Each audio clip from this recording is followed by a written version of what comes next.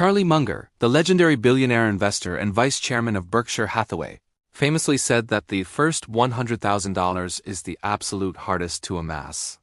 It is a sentiment shared by almost every self-made millionaire. The first milestone is a brutal climb, but once you reach it, the next $100,000 seems to appear in a fraction of the time. But why does wealth feel like it's growing at a snail's pace in the beginning? Is it just bad luck, or is there a mathematical secret to why the first $100,000 is so difficult, and why the second $100,000 feels almost automatic?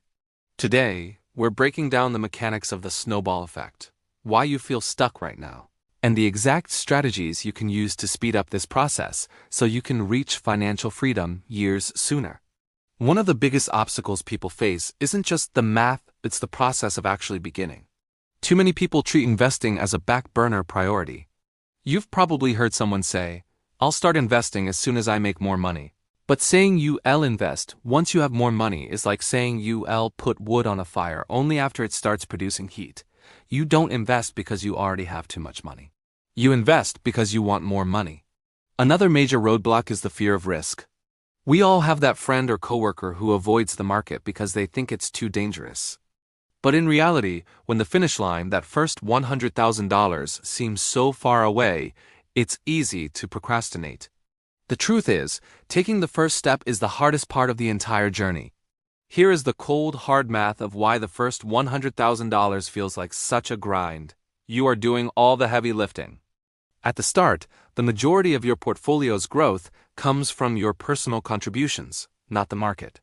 For example, if you have $5,000 invested and you earn a solid 10% return in a year, you've made $500. While that's good, $500 is hardly life-changing. You could probably earn that just by working a few extra hours at your job.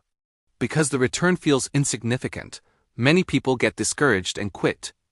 However, look at what happens when you hit $100,000. That same 10% return is now $10,000.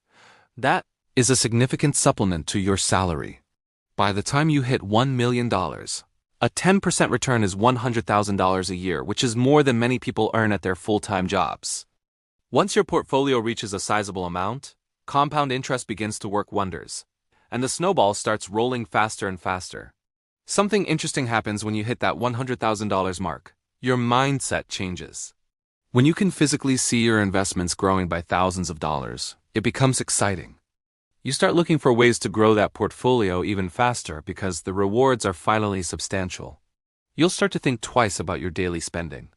For instance, instead of spending $100 on a meal out that is gone in 2 hours, you'll realize that $100 invested could reward you forever.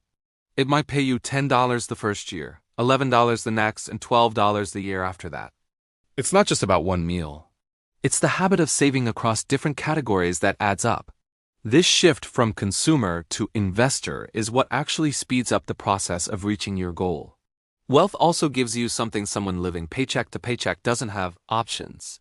When you have $100,000 saved, you can take risks that would be impractical for others.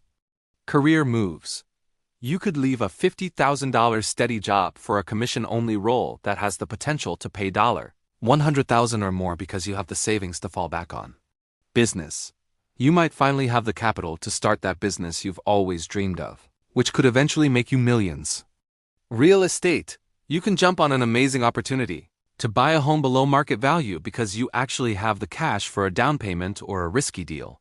Even in the stock market, having a cushion allows you to be more speculative with a small portion of your money without the fear of being financially ruined if it doesn't work out. Money makes it easier to make more money. If you're still grinding toward that first $100,000, how do you get there faster? 1. Focus on savings volume. Since you are doing the heavy lifting, you need to increase the amount you save every month. 2. Increase your income. Consider a weekend job, extra shifts, or a side business to deposit cash directly into your savings. 3. Watch the big expenses. Stay away from unnecessary large car payments. This is one of the most common reasons people never reach $100,000, let alone $1 million. Remember, watching pennies like this is only temporary until you reach your goal. According to Charlie Munger, once you hit that milestone, you can let off the gas a little, because compound interest will do the rest of the work for you. It's hard now, but it gets easier, more enjoyable, and much more rewarding as time goes on. Keep pushing, your future self will thank you. Don't forget to hit the like button and subscribe for more tips on mastering your financial future. See you in the next one.